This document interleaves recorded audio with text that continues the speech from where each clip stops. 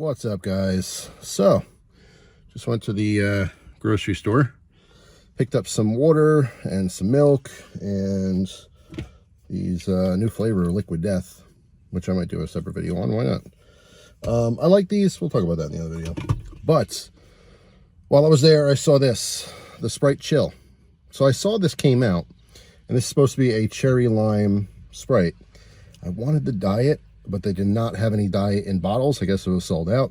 They only had the cans, and a 12-pack of cans is, I think, $8 or something. It's crazy for soda. If you happen to like soda or pop or whatever you call it, tough times for all of you.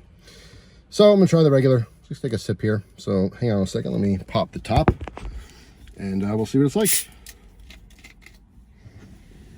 All right. We're back. All right. It smells good. I definitely smell cherry, but it's interesting because it smells,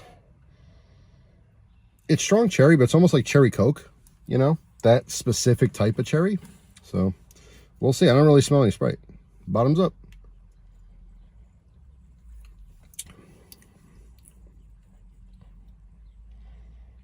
That's good. I like that. That is absolutely cherry Sprite.